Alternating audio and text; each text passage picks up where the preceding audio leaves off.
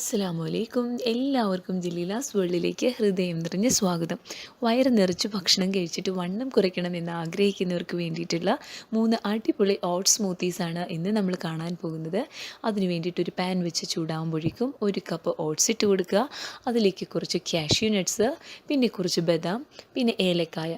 ഇത് ഇത്രയും ഇട്ട് നന്നായിട്ടൊന്ന് റോസ്റ്റ് ചെയ്തെടുക്കുക. ആ ഓട്സിൻ്റെ സ്മെല്ലൊക്കെ ഒന്ന് മാറുന്നത് വരെ നന്നായിട്ടൊന്ന് റോസ്റ്റ് ചെയ്യുക.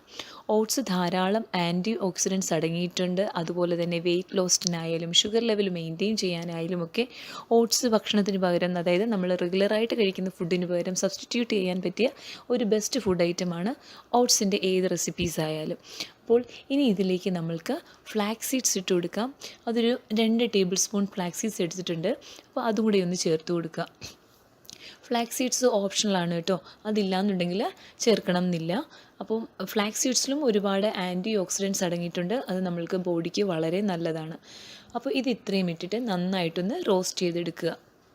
ഇനി നമുക്ക് ഫ്ലെയിം ഓഫ് ചെയ്ത് നമ്മുടെ ഓട്സ് ഒന്ന് തണുക്കാനായിട്ട് വെക്കാം. അപ്പോഴേക്കും കുറച്ച് ഡേറ്റ്സ് എടുത്തിട്ട് അത് കുരുവൊക്കെ കളഞ്ഞ് നമുക്ക് വെള്ളത്തിലൊന്ന് സോക്ക് ചെയ്യാനായിട്ട് വെക്കാം. അപ്പോഴേക്കും നമ്മുടെ ഓട്സ് തണുത്തിട്ടുണ്ടാവും. അതൊരു ബ്ലെൻഡറിലിട്ട് നന്നായിട്ടൊന്ന് ഗ്രൈൻഡ് ചെയ്തെടുക്കുക. അപ്പോൾ ഇത്രയും ഫൈനായിട്ട് പൊടിഞ്ഞിട്ടുണ്ട്. ഇനി നമ്മൾക്ക് ആദ്യത്തെ സ്മൂത്തി തയ്യാറാക്കാം. അതിന് വേണ്ടിയിട്ട് നമ്മൾക്ക് ഒരു ജാർ എടുത്തിട്ട് അതിലേക്ക് ഡേറ്റ്സും അത് ഒഴിച്ചു വെച്ചിരുന്ന വെള്ളവും, പിന്നെ 2 ടേബിൾ സ്പൂൺ നമ്മൾ പൊടിച്ച് വെച്ചിരുന്ന ഓട്സും ഇതുകൂടി ചേർത്ത് കൊടുക്കുക. അതിലേക്ക് ഇനിയൊരു മീഡിയം സൈസ് വലുപ്പത്തിലുള്ള ബനാന. ഇനി നമുക്ക് ഇതിലേക്ക് ചേർക്കാനുള്ളത് യോഗർട്ട് അഥവാ തൈരാണ്. അതും ഒരു 2 ടേബിൾ സ്പൂൺ ചേർക്കുക. ഇതിത്രയും ചേർത്തതിന് ശേഷം നമുക്ക് നന്നായിട്ടൊന്ന് ബ്ലെൻഡ് ചെയ്തെടുത്തിട്ട് വരാം.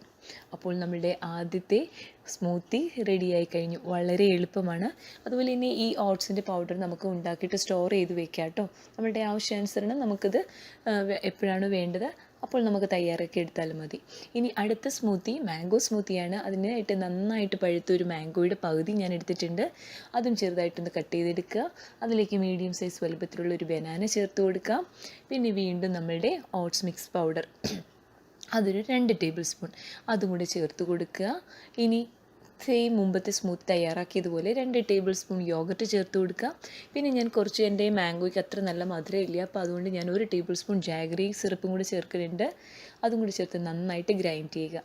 അതിലേക്ക് ഒരു 1/4 കപ്പ് വെള്ളം ഒഴിക്കുക. അതും കൂടെ നന്നായി ബ്ലെൻഡ് ചെയ്തെടുക്കുക. അങ്ങനെ നമ്മുടെ രണ്ടാമത്തെ സ്മൂത്തിയും റെഡിയായി കഴിഞ്ഞു. ഞാൻ നേരത്തെ പറഞ്ഞതുപോലെ ഓട്സ് മിക്സ് പൗഡർ നമ്മൾ നേരത്തെ റെഡിയാക്കി വെക്കുകയാണെന്നുണ്ടെങ്കിൽ നമ്മൾക്ക് ഇഷ്ടമുള്ള ഫ്രൂട്ട് ഉപയോഗിച്ചിട്ട് നമുക്ക് ഇഷ്ടമുള്ള രീതിയിൽ സ്മൂത്തി റെഡിയാക്കി എടുക്കാം. ഏത് സീസണൽ ഫ്രൂട്ടും നമുക്ക് സ്മൂത്തി ഉണ്ടാക്കാനായിട്ട് ഉപയോഗിക്കാം. ഇനിയിപ്പോൾ ഞാൻ ക്യൂക്കുംബറാണ് എടുത്തിട്ടുള്ളത്. അതൊരു മീഡിയം സൈസ് വലുപ്പത്തിലുള്ള ക്യൂക്കുംബർ ചെറുതായിട്ട് കട്ട് ചെയ്തത്, പിന്നെ കുറച്ച് പുതിനയില, നേരത്തെ പോലെ തന്നെ same 2 table spoon oats mix powder, 2 table spoon yoghurt. ഇനി ഇതിലേക്ക് ഞാൻ കുറച്ച് ജാഗറി സിറപ്പ് ചേർക്കുന്നുണ്ട് കേട്ടോ. കാരണം ഇതിൽ പ്രത്യേകിച്ച് അങ്ങനെ മധുരമൊന്നും ഇല്ല. അപ്പോൾ ഒരു ചെറിയൊരു മധുരത്തിന് വേണ്ടിയിട്ട് ഞാനൊരു ജാഗറി സിറപ്പും കൂടെ 2 ടേബിൾ സ്പൂൺ ചേർക്കുന്നുണ്ട്. അതും കൂടെ നന്നായിട്ടൊന്ന് ബ്ലെൻഡ് ചെയ്തെടുക്കാം. അപ്പോൾ അങ്ങനെ നമ്മുടെ 3 സ്മൂത്തീസും റെഡിയായി കഴിഞ്ഞു. വളരെ ക്വിക്കായിട്ട് ഉണ്ടാക്കാൻ പറ്റിയ 3 സൂപ്പർ സ്മൂത്തീസാണ് ഇന്ന് നമ്മൾ കണ്ടിട്ടുള്ളത്. ഏത് ഏജിലുള്ളവർക്കും ട്രൈ ചെയ്യാം. എല്ലാവരും ഉണ്ടാക്കി നോക്കുമെന്ന് പ്രതീക്ഷിക്കുന്നു. ഉണ്ടാക്കിയിട്ട് നിങ്ങൾക്ക് ഇഷ്ടപ്പെടുകയാണെന്നുണ്ടെങ്കിൽ ലൈക്ക് ചെയ്യാനും ഷെയർ ചെയ്യാനും കമൻറ്റ് ചെയ്യാനും പിന്നെ സബ്സ്ക്രൈബ് ചെയ്യാനും മറക്കരുതേ. അപ്പോൾ വീണ്ടും അടുത്ത റെസിപ്പിയുമായി കാണുമ്പോഴേക്കും എല്ലാവർക്കും നല്ലത് വരട്ടെ എന്ന് പ്രാർത്ഥിക്കുന്നു. മസ്സലാമ.